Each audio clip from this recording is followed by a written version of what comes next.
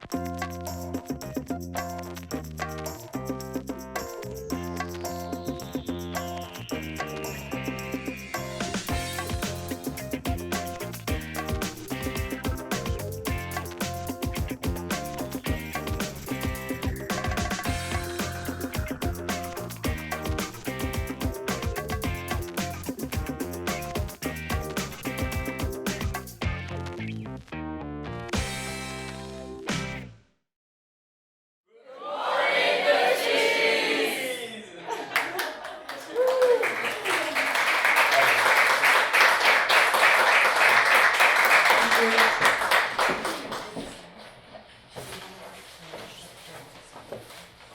morning to everyone.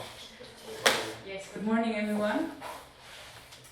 So some months ago, I was offered by Othman the opportunity to present here on one of his creative mornings. The theme was chance, and it had like 20 minutes. So, what would you have done? I decided I was going to bring my husband. Yeah. They said that marriage is for better and for worse. I guess I didn't have a choice. And I had no chance to say no. Yes, so chance is the theme of today. And so what is chance? If you look it up in the dictionary, you'll find out it has several meanings. Do you hear me? Yes. Better. It has several meanings. First, it means opportunity, but it also means luck.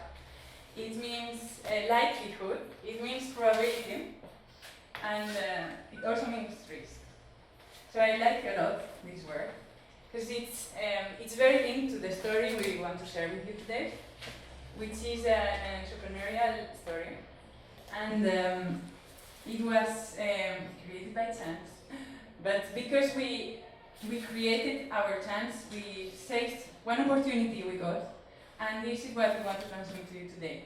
The fact that for the development of this type of project, or any entrepreneurial project, the idea is that we need to create our chance, to push for the luck, to seize the opportunities we have around there. They are all over the place.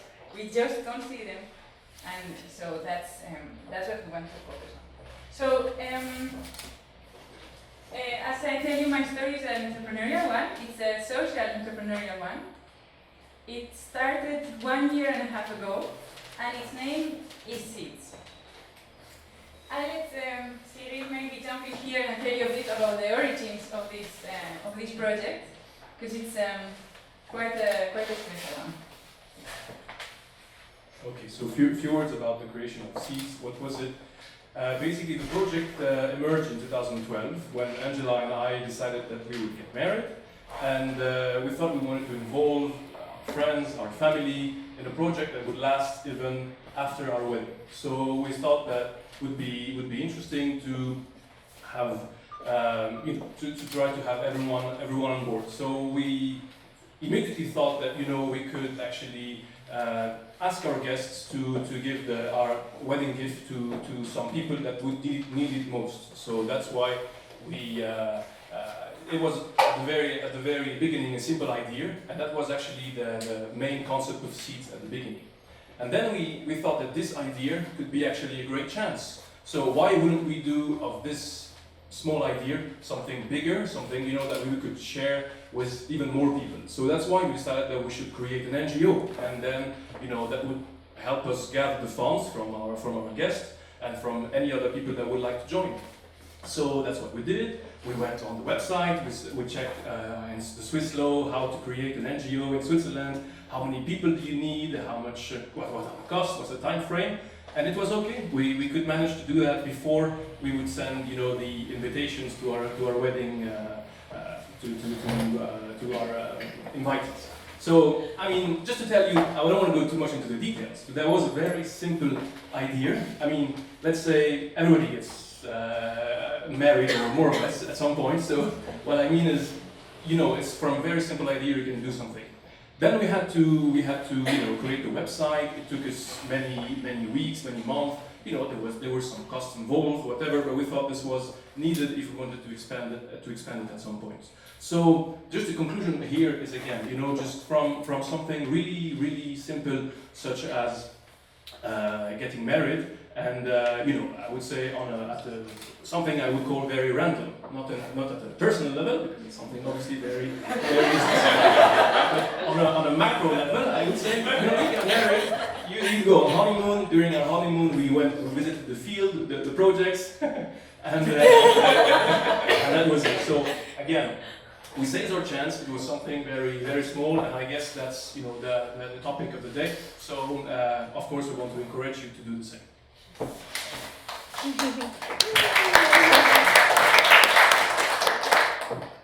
Okay. Yeah. So we came back from our honeymoon, and we decided we wanted this organization to grow. So I quit my job, and I started developing this organization. And so everything started. Also at that moment, I went to Uganda and developed 2 new projects related to microfinance, which had so far a lot of social impact. Then we consolidated our projects in Benin and the one in Cambodia, which we had visited during our honeymoon. We developed a whole new website, more professional, linked to all of these social networks that we still need to feed every day. We organized our first charity event with more than 100 people. So we got known, we increased our base of private donors. We also got funding from institutional donors. Maybe you know Trivago. Trivago was one of them. We also opened Seeds France, Seeds Spain. We developed a whole network of volunteers and interns which have been working on projects in the field in the 3 countries, but also here in Spain, Switzerland, and France. We've increased our board. There are now 8 experts from different fields, advising us and guiding us in different aspects. We've kind of developed slightly innovative ways of fundraising, whether it is through other couples providing their funding as wedding gifts, or through gift cards now for the Christmas campaign. We've also, our approach to the support of our projects is slightly innovative in the sense that we are trying to focus on the efficiency of our approach. Then I've had the chance to travel to all of these countries several times to develop our local networks, meeting institutional donors, local authorities, consuls, local NGOs, and many rural, local people. Very inspiring. I've learned networking, which was not very easy for me before. Now I've learned about HR, about communication, about project management. It's been crazy. So it's been, this is, the result of all of this is this organization Seeds that has now a bit more than 300 private donors. Then we are more than 25 volunteers in the 3 countries, Switzerland, Spain, and France. Plus, most important, we are reaching to more than 1,000 beneficiaries and improving their lives, which is the change we are aiming at. Voila, this been by far and so far one of the most rewarding and enjoying experience in my life, professional experience. And what was the origin of it? Well, as Cyrille said, it was a small opportunity we had there. At that moment, we didn't know it was going to end up in being such an organization. And this is a bit what we want to show you today. That out of these small and random opportunities that you might find around, you can create what you are dreaming of. And you just need to take these opportunities and push for this love to happen.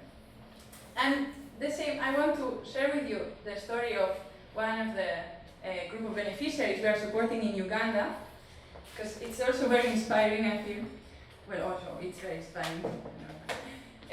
So this group of women, they are located in the west part of Uganda, in a village called Ndiba, which has, Uganda is a country where 80% of the population is rural, so you can imagine how dispersed everything is. So for sure, these villages, they don't have any access to electricity, to running water, or they don't have a school close to them. They need to walk quite a bit to go there. Most of the population living there is illiterate. And when this group of people heard about seeds coming through people we knew, they just fought. Fought to get us to this tiny small village in the west of Uganda. They hosted us at their places. They showed us every single tiny but income-generating activity that they had developed in the last years. Because what they had done is they saw that they had seen that they were in this poverty. They wanted to get out of it themselves on their own. So they took action. They gathered, and they've been meeting for a week. Every week. For several years to gather their savings, and with these savings they've been redistributing them among themselves and created small income-generating activities which are now providing them with what they need for their children to be fed, for their children to go to school, etc. And for this, they've in some cases they've had to work also like hours to just open a bank account, which they even know what it was, going back and forth several times with a paper that they were missing, etc. Because, of course, they are signing almost with their finger like that. So, and you see them now telling you how, with a big smile and very proudly, how they can now feed their children and bring them to school just thanks to this effort and to this opportunity their size, no? And this action they took. And now they are, you'll see later one of the projects that relates to this community. Thanks to this, they've shown how proactive they are, and this is how we've access to support them, and we are now developing with them a tailoring business in that village that will give work to at least 25 of them and provide support to all of their families, which is great. But now you say, and I think some of you are entrepreneurs, so you know very well that this is not easy. That the entrepreneurial world is full of obstacles and many challenges. So I'm just going to go very quickly through some of them because it's part of my story as well. So, for example, the planning side, you decide to, yes, create your chance, but you create it alone. So the day you start with your adventure, you sit in front of this blank page. You have many ideas, but you, in fact, need to put them in order, otherwise you will just don't do anything. And there's this business plan that you need to develop. Business plan that you might be an expert developing business plan for others, but it's a bit more difficult to develop your own business plan. Exactly. And I won't tell you how many times we've changed and readjusted money because you will be surprised. Then not only planning, but the loneliness you might feel because you create this, as I said, alone. And where are now your colleagues to exchange impressions or advices or even jokes? No. And even you'll be more lonelier when you see that in fact around you there are not so many people that have taken this decision. So sometimes you might be looked at as a weird specimen, no? That people is naturally very risk averse, so they might not understand that you are moving, towards this direction. Then, there is the pressure you will feel because you expect your project to be successful. Your friends expect your project to be successful, your family as well, and at the end, you end up feeling that even the society expects your project to be successful. So you can't just sleep at night or whatever, and this pressure needs to be also well managed. Otherwise, I mean, it's not sustainable at all, right? Because this success might not come, or if it comes, it might come after some months or even some years. I mean, and this aspect is linked to the financial stability of this all. Because during the first months, you might not you might not be earning a single penny. And not only this, but you have to be advancing funds, most probably, for the first months or for the first years. So how long will this last? Is it sustainable? Voilà. I don't know, Cyrille, if you want to add any other obstacle. Yeah, I'll just I mean, as Angela told you, she's been involved, on a daily basis in very much into details. And there were a few things I could add to what I've seen and what I've experienced with Angela being an entrepreneur. Is basically sometimes, when you're again too much involved in deliberations, you just miss the big picture. And sometimes you have some you need someone else to tell you that what you're doing is you're going maybe in the wrong direction, and I think this is also key to go as fast as possible, because Angela mentioned the financial issue, and it's obviously about how fast you can go and how soon you can achieve your targets. One of the examples is basically with so for our first fundraising event that was in Lausanne. It was not easy to decide where we would do it, how many people we would invite, how big we wanted things to be, and eventually we had to discuss and we had to take some distance about this, and eventually we decided to do it in the Musée Olympique de Lausanne, which is a very, very nice place. We had to take some financial risks, because if we didn't have enough guests, obviously, we wouldn't charge the NGO, we would charge themselves. So basically, I mean, it wasn't easy. Afterwards, it was above expectations, and everything went well. We met many people. Some of them are at the board of CEES today. So things went really well. But again, sometimes you may lose the big picture, and it's good to have someone next to you. The last point I would just mention is about maybe discipline. I was quite impressed when I saw Angela every morning waking up like I do at 6:30, because we live in Lausanne and I work here, so I need to wake up a bit early. And Angela's, she has no boss to tell her, just wake up at this time. And when I was coming back from the home, she was still working on the projects. So again, this is something, self-discipline, which I think is quite difficult. At least for me, it would have been very difficult. And maybe this is something as well to take into consideration when thinking about such projects. And that's it for myself. Yeah, so there's a long list, maybe you're already familiar with. But I can promise that it is worth it. It is worth it, and we want now to show you a short video before continuing. And this video is going to show you one of the projects we are supporting in Uganda. It's a bit inspiring to see the testimonies of some of the beneficiaries, and I think it's good if you have a look at that. So let me speed up the pictures.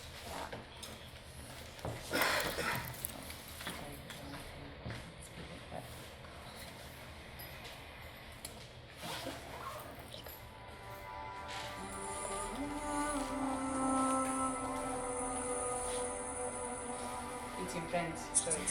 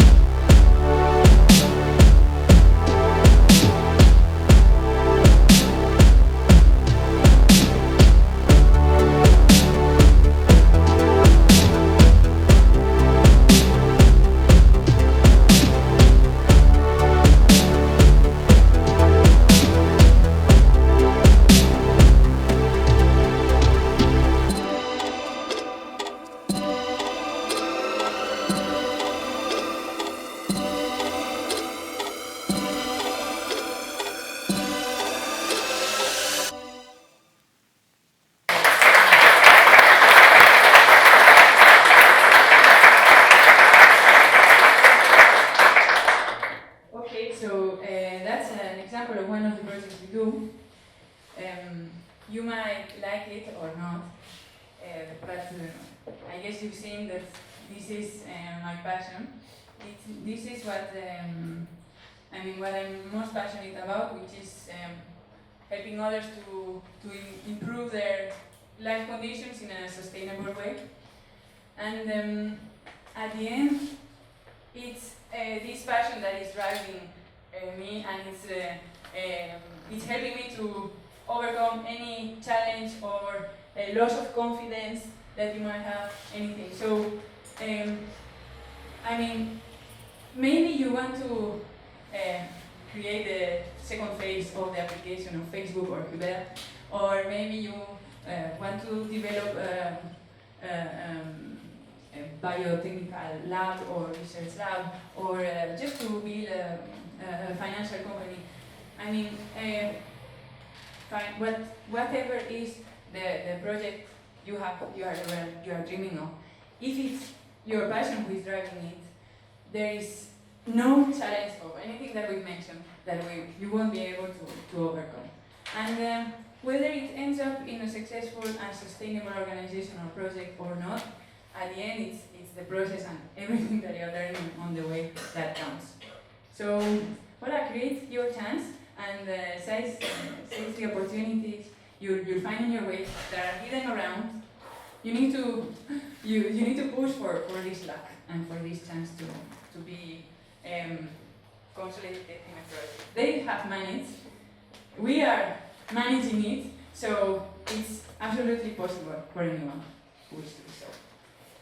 Voilà. What do you want to I'll just add just one thing. In my opinion, it's not about if you have to seize your chance, and it's more about how.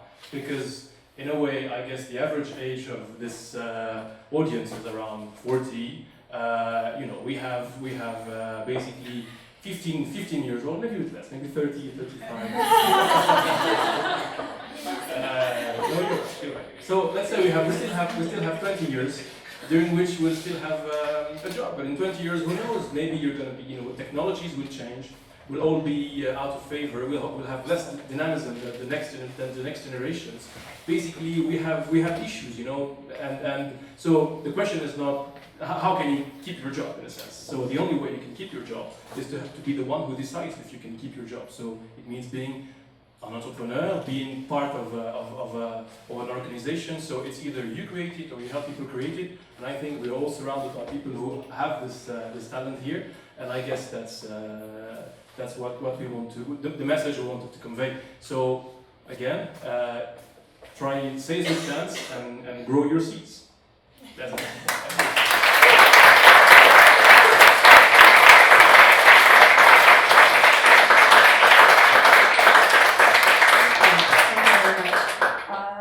Now we're going to have a couple of questions, I hope, from the audience. If somebody wants to ask some questions, here you have.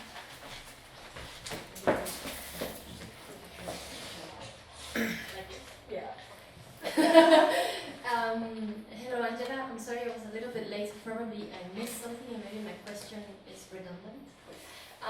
But first of all, I feel so identified with what you have just presented. It's just like a copy-paste of what I feel, and the difference is that you started, I haven't yet. But here's my question. How did you manage to take the courage, if you want, to quit your job to start this? Because probably this is what's keeping me away from doing the big step that you have done.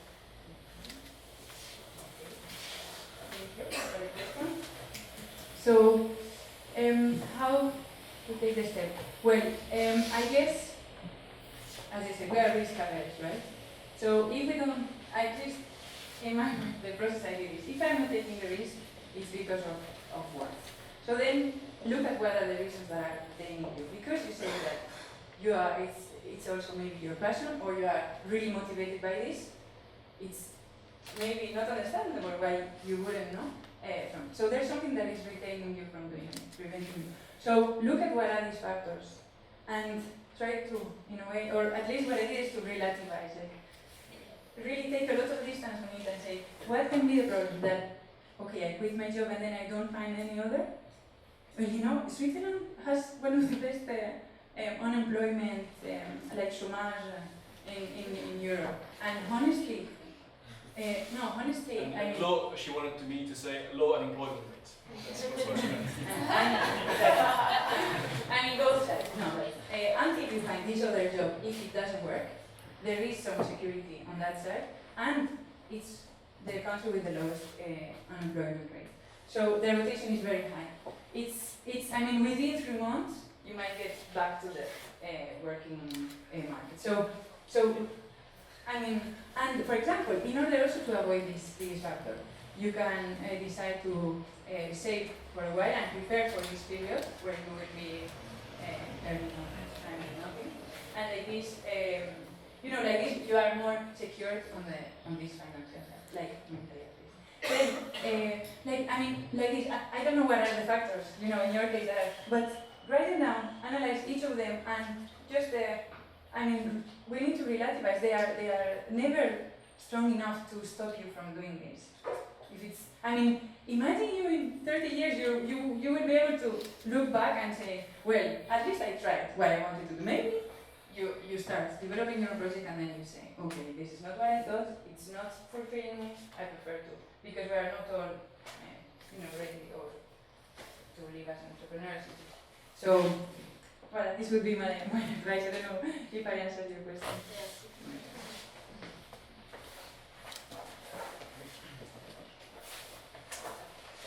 Doris. It's a little bit related to the first question. When did you decide to bring your project from a personal, almost hobby project to something more professional? Did something happen where you thought, no, it's the moment to bring it to the next level? Yes, so thank you for the question. In my specific case, it was more due to the circumstances of the moment than to the, because I mean, we had this opportunity, you know, of receiving the wedding gifts as funds for the kickoff of startup of an NGO.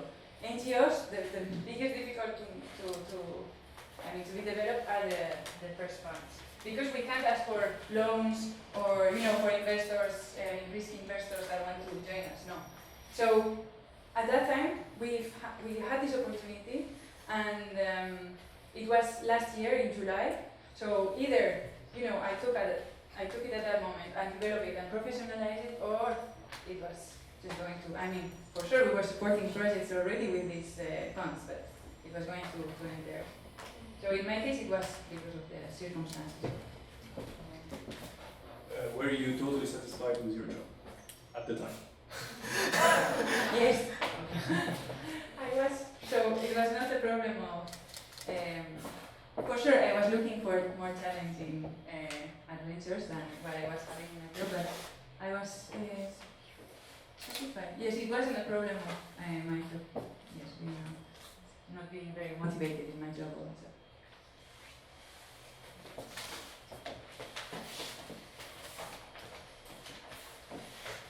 Thank you very much. I was just wondering how you find or how you choose your beneficiaries, because this group of women seemed already highly motivated, and it seems they sort of found you, if I understood correctly. Is that the same with all of your beneficiaries? Do you have criteria? Yeah.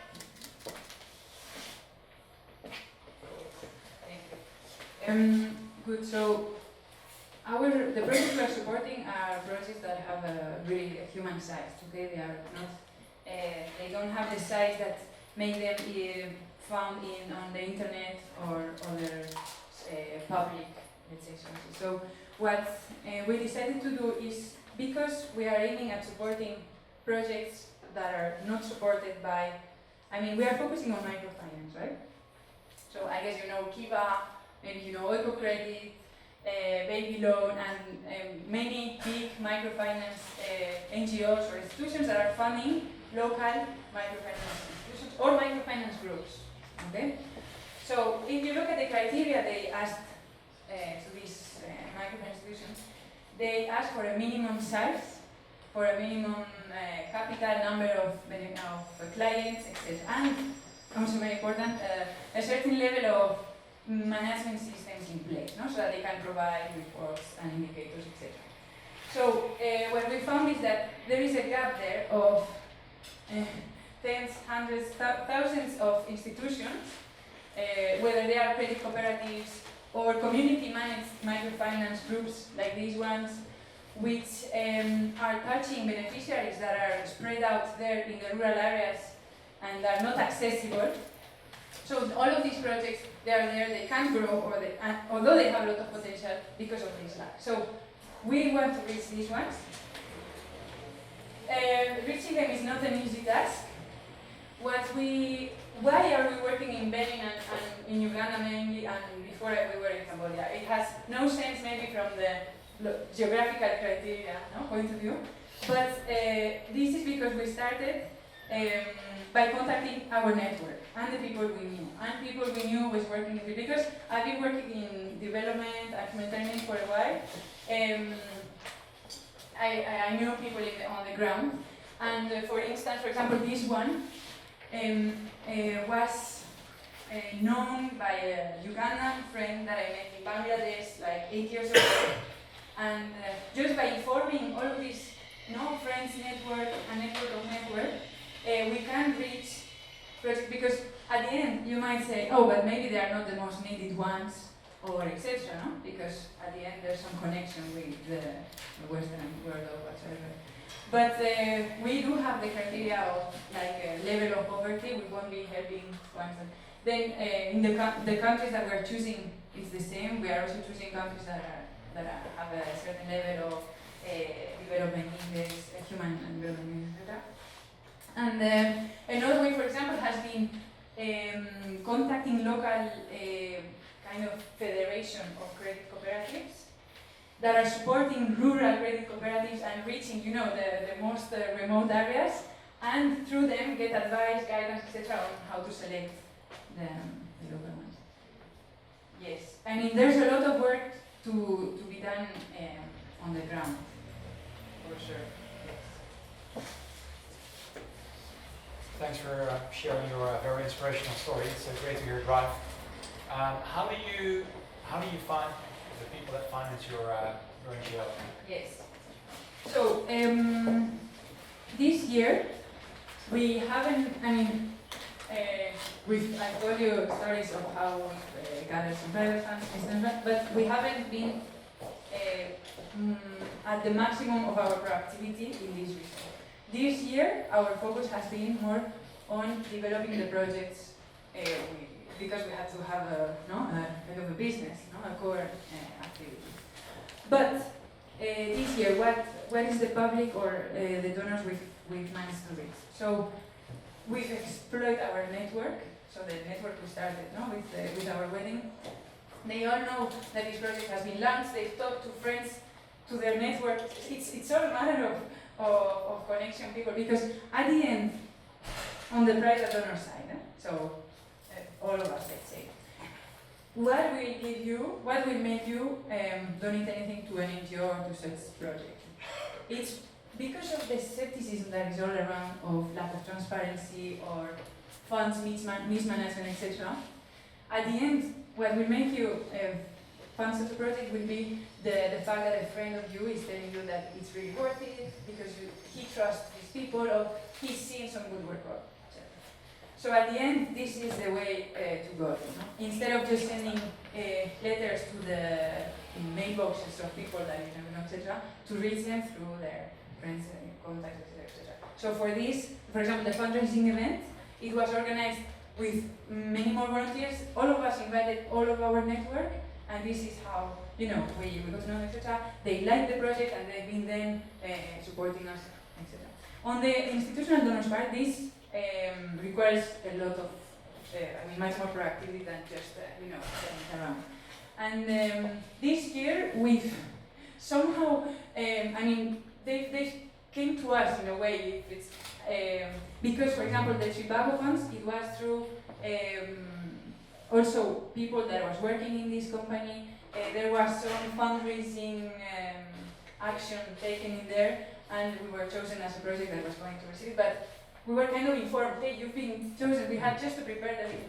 Then there was another Spanish institution that provided, also because they knew through our friends that we were existing there. 2 companies are now also giving funds for the Christmas because they were looking for initiative. So on this side, we haven't been very proactive and they've already come to us. So there is for sure a market there of funding available looking for good and reliable projects. And if we identify ourselves as being these reliable projects, having big social impact, I feel that it's, there's a lot available there for us. And there's nothing such as CreativeMornings in Geneva to help us being known.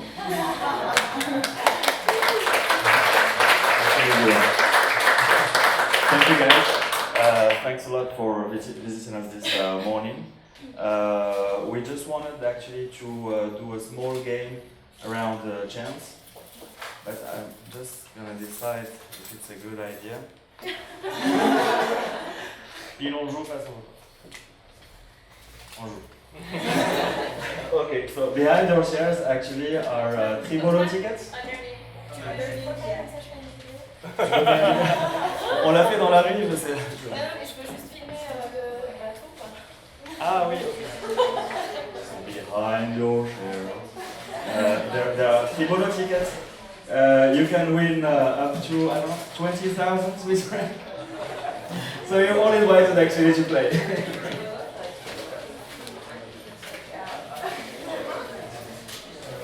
10,000. We're gonna wait for the one who wins 20,000. We need to talk to him.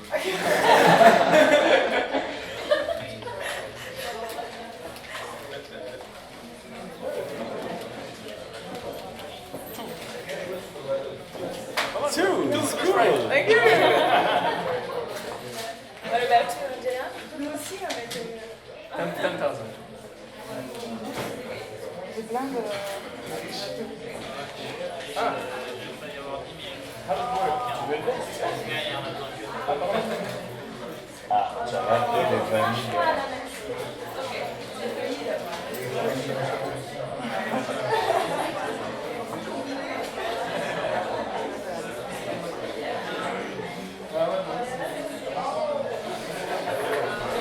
Ça marche comment après? Ça marche comment ce truc?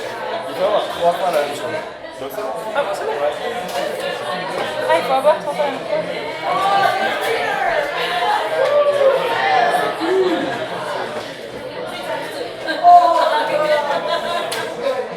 That's your best ticket, baby, to come in.